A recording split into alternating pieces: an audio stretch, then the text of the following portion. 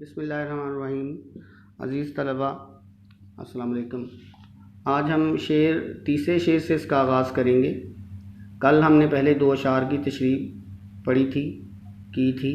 اس میں میں بتا رہا تھا آخر میں آپ کو کہ حضور صلی اللہ علیہ وسلم کو شاعر نے گل یعنی پھول کہا ہے، اور آپ کو مدنی اور عربی کے القابات دیے ہیں، اور یہ بھی ساتھ بتایا تھا کہ اگر ماں جو ہے وہ اپنے بچے کو حسین کہنا چاہے، خوبصورت کہنا چاہے، تو وہ کبھی اس کو چاند سے تشبیہ دیتی ہے، کبھی پھول سے تشبیہ دیتی ہے، اور کہتی ہے میرا بیٹا چاند جیسا حسین ہے، پھول جیسا خوبصورت ہے۔ لیکن اگر وہ استعارہ ہو تو پھر وہ یہ نہیں کہتی کہ ویسا یا جیسا، بلکہ وہ کہہ دیتی ہے میرا بیٹا چاند ہے، میرا بیٹا پھول ہے۔ وہ بعین ہی وہی چیز اپنے بچے کو کہہ دیتی ہے، جس سے وہ اس کو تشبیہ پہلے جملے میں دے رہی ہوتی ہے۔ تو تشبیہ اور استعارے میں یہ فرق ہوتا ہے کہ تشبیہ میں تو ایک چیز کو دوسری چیز کی مثل قرار دیا جاتا ہے، جبکہ استعارے میں ایک چیز کو دوسری چیز ہی قرار دے دیا جاتا ہے۔ تو یہاں شاعر نے آپ کو گل خوش رنگ جیسا نہیں کہا، آپ کو گل ہی کہہ دیا ہے۔ تو اسی سے اختتام ہوا تھا، اور جو اگلا شعر ہے اب میں پڑھتا ہوں۔ اوج رفعت کا قمر، نخل دو عالم کا ثمر، بحر وحدت کا گوہر، چشمہ کثرت کا کنول۔ یہ بھی سارے آپ کے لیے استعارے استعمال کیے ہیں، علامتیں استعمال کیے ہیں۔ اوج کہتے ہیں بلندی کو، رفعت بھی بلندی کو کہتے ہیں۔ اوج رفعت کا ایک ہی مطلب ہے، اوج رفعت کا مطلب ہے بلندی کی بلندی، یعنی بلندی کی کا عروج۔ اور اس کے بعد اگلا جو ہے نخل دو عالم کا ثمر، نخل کہتے ہیں درخت کو، دو عالم یعنی پوری دنیا کو شاعر جو ہے وہ درخت کہہ رہا ہے، پوری کائنات کو بھی کہہ سکتا ہے۔ پوری کائنات کو ایک درخت سے تشبیہ دے رہا ہے، اس کو اس بطور استعارہ استعمال کر رہا ہے۔ اور ثمر کہتے ہیں پھل کو۔ اگر کسی بچے نے پرانا یاد ہو آپ کو، پہلی جماعتوں میں جو قاعدہ پڑھا جاتا تو سے ثمر نہیں آتا تھا، ثمر کا مطلب ہے پھل۔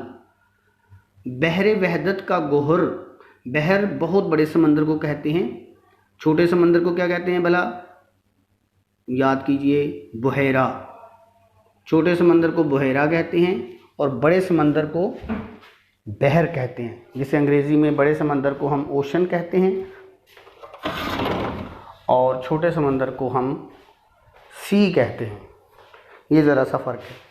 تو یہاں بحر وحدت کا گوہر یعنی توحید کے سمندر کا آپ موتی ہیں، گوہر موتی۔ اور چشمہ کثرت کا کنول، چشمہ تو کہیں گے پانی کا جو چشمہ ہوتا ہے، کثرت کہتے ہیں بہت زیادہ ہونا۔ تو چشمہ کثرت کا مطلب ہے ایک ایسا چشمہ جو کثیر، جس میں پانی ہو اور جس سے پوری دنیا سیراب ہو، اس چشمے سے اتنا پانی نکلے۔ اور کنول پھول کو ویسے کہتے ہیں، چشمہ کثرت کا کنول۔ کنول ایک پھول ہوتا ہے جو پانی میں کھلتا ہے۔ تو یہ شاعر مختلف حوالوں سے، میں نے کہا شروع میں تعارف میں بتایا تھا نا، ان کا لکھا تھا کہ یہ شوکت الفاظ کے حوالے سے مشہور ہے۔ شوکت الفاظ کا مطلب ہے بڑے خوبصورت الفاظ، شان و شوکت ہوتا ہے نا لفظ، بلندی اس میں، الفاظ ایسے جو بلند معیار کے ہوں۔ تو دیکھیے یہ آپ کے لیے 4 استعارے استعمال کیے ہیں۔ ایک تو انہوں نے آپ کو بلندی کہا اور قمر کہا، اوج رفعت کا قمر۔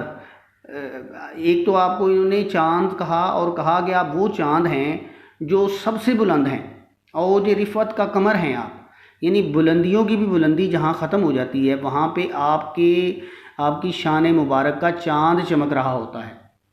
نخل دو عالم کا ثمر، آپ وہ ہیں جو پوری کائنات ہی آپ کے لیے تخلیق کی گئی ہے۔ پوری کائنات کو تخلیق کرنے کے بعد آپ تشریف لائے، یعنی پھل آخر میں آتا ہے۔ پھل آپ کو معلوم ہے نا کہ بیج سے بعد پھر جڑ میں آتی ہے، جڑ، تنا، تنے سے پتے، پتے شاخیں، پتے، اور پھر آخر میں ثمر آتا ہے۔ تو شاعر اس سے تشبیہ دے رہا ہے آپ کو کہ آپ پوری کائنات کے بعد تشریف لائے ہیں، یعنی آپ پوری کائنات کا ثمر ہیں، پوری کائنات کا یوں سمجھ لیں کہ آپ وہ پھل ہیں جو اللہ تعالیٰ نے ہمیں عطا کیا ہے، آپ کی شان رحمت کے حوالے سے، آپ کے فضائل کے حوالے سے، آپ کا وجود مبارک جو ہے وہ ہمارے لیے ایک ایسا پھل ہے جس کی جو ہے توانائی اور جس کی جو خوشبو ہے وہ پوری عالم انسانیت کو ملی ہے اور پوری عالم انسانیت کی طرف آپ مبعوث کیے گئے ہیں۔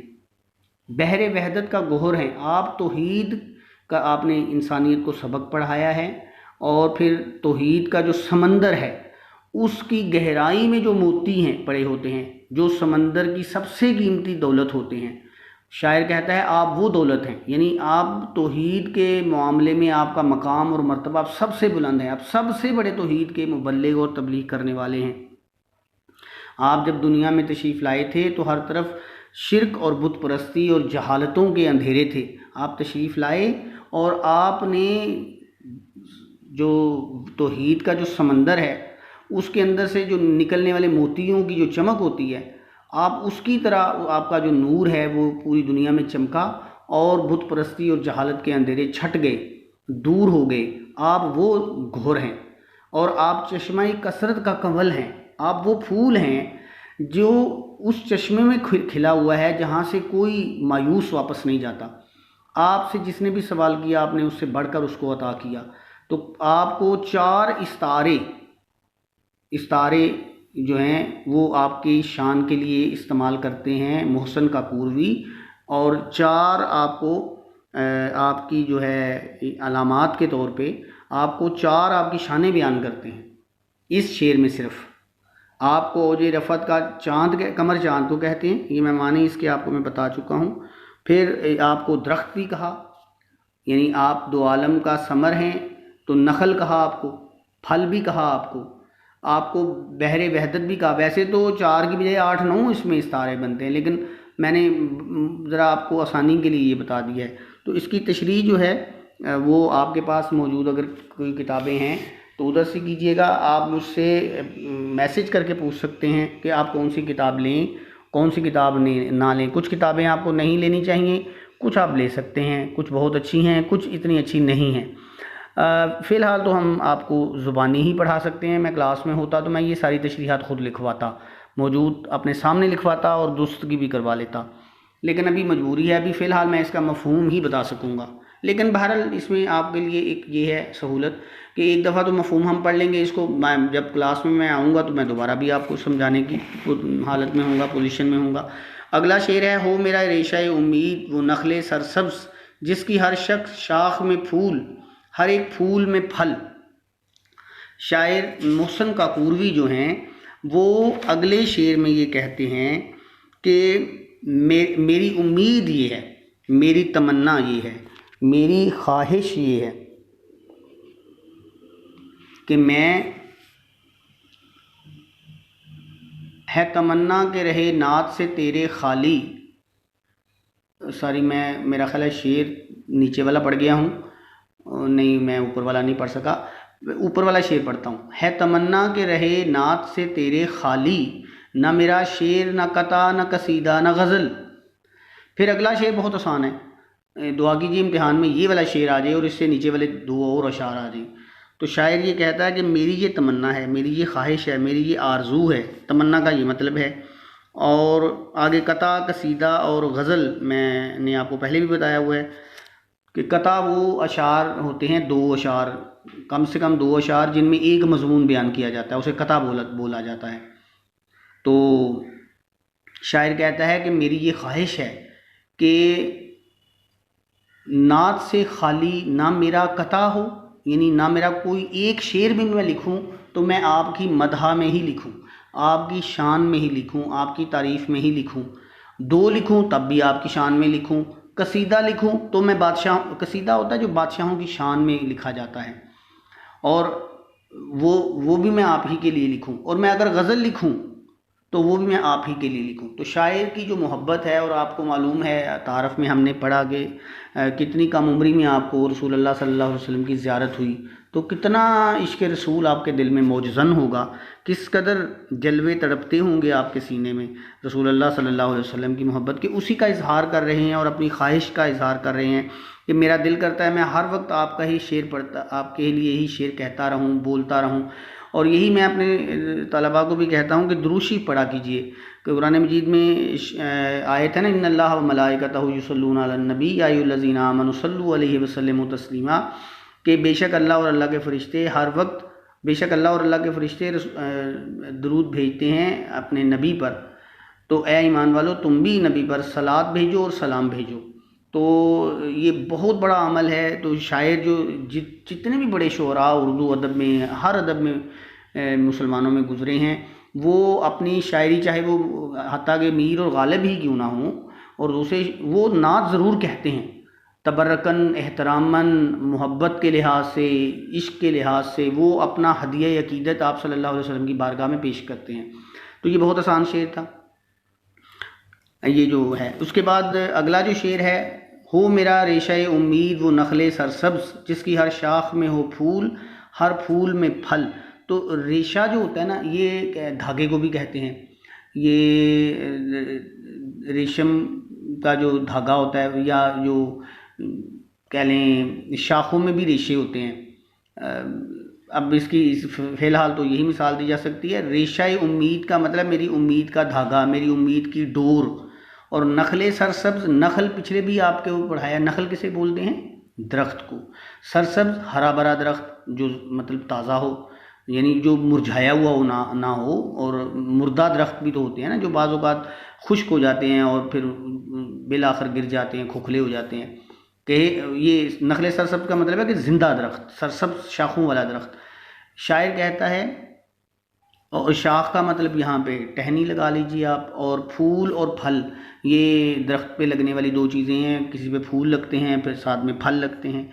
تو شاعر یہ کہتا ہے کہ میری یہ خواہش ہے اور میری یہ تمنا ہے کہ میرا جو ریشہ امید ہے نا، میری جو آپ سے امید بندھی ہوئی ہے، جو میں نے آپ سے امید باندھی ہوئی ہے کہ آپ ہی میری کشتی کا سہارا ہیں اور میری زندگی کا سہارا ہیں، اور روز محشر بھی آپ ہی میری شفاعت کریں گے، اور میں آپ ہی کا دامن پکڑ کے تو حساب کتاب سے کی منزل طے کروں گا، اور آپ ہی کے دامن میں جنت میں داخل ہو جاؤں گا۔ تو اس کا ذکر کرتا ہے شاعر، اور کہتا ہے کہ میرے یہ ریشہ امید وہ ہمیشہ سرسبز رہے، یعنی یہ زندہ اور تازہ رہے، اس میں حرارت اور حدت موجود رہے، اس جذبہ عشق میں شدت موجود رہے، اور اس کی ہر شاخ میں میرا یہ جو امید کی جو ڈور ہے نا، جو رسی ہے، جو ریشہ ہے، اس کی وہ شاعر کہتا ہے کہ میری یہ جو امید ہے، اس سے جو درخت بنے گا، آگے اس ریشے سے جو درخت بنے گا وہ سرسبز بھی ہو، پھر اس کی ہر شاخ میں پھول بھی لگے اور اس میں پھل بھی لگے۔ مطلب کیا ہوا کہ جب میں آپ کے دامن سے وابستہ ہو جاؤں تو میرا جو ایمان ہے وہ اتنا مضبوط ہو جائے کہ اس کے ہر شعبے میں، ایمان کے ہر شعبے میں مکمل مسلمان بن جاؤں، اور میرے رزق میں بھی برکت آ جائے، میری دنیا بھی سنور جائے اور میری آخرت بھی سنور جائے۔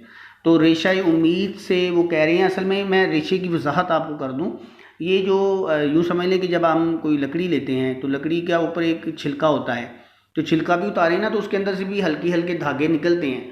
تو آپ کو معلوم ہے کہ لکڑی سے کاغذ بھی بنتا ہے اور لکڑی سے اور بھی بہت سی چیزیں بنتی ہیں۔ تو ریشہ وہ جو رگ ہوتی ہے نا چھوٹی سی، اس کو ایک اور آسان مثال سمجھ لیجئے، جیسے انسانی جسم میں کیپلری ہوتی ہے، جو سب سے چھوٹی جو رگ ہوتی ہے، کیمسٹری پڑھنے والے بچے یا بایو پڑھنے والے بچے ان کو آئیڈیا ہوگا اس چیز کا۔ تو سب سے چھوٹا جو رگیں ہوتی ہیں ہمارے جسم میں بھی ہیں، بہت سے دھاگے تسمے ہمارے ریشے ہیں ہمارے جسم کے اندر۔ یہ تو یہ ایک جو درخت ہے اس کے اندر بھی چھوٹے چھوٹے ریشے ہوتے ہیں۔ یہ اس چھوٹے سے ریشے کو بنیاد بنا کے تو شاعر نے ایک پورا مضمون گھڑا ہے کہ میرا جو امید کا ریشہ ہے وہ نخل سرسبز درخت کی طرح ہمیشہ تر و تازہ رہے، یعنی میری آپ سے محبت ہمیشہ تر و تازہ رہے اور وہ کبھی خشک نہ ہو، یہ میری خواہش ہے۔ اور پھر میری اس جو سرسبز جو محبت کا جو میرا درخت ہے اس کی ہر شاخ میں پھول بھی لگیں، یعنی خوشبو بھی نکلے اور لوگوں تک پہنچے، اور لوگ بھی میرے عشق رسول سن کے تو عشق رسول کی محبت اور حدت سے آگاہ ہوں، اور اسی طرح اس کے ہر شاخ میں پھل بھی لگے، میرے عشق رسول کو سن کے لوگوں کو کوئی فائدہ بھی ہو۔ تو فی الحال ہم آج کے لیکچر کو یہیں ختم کرتے ہیں، کل اس کے آخری 2 اشعار اور مشق کے ساتھ ہم اس کا اختتام کریں گے۔ تو اللہ حافظ۔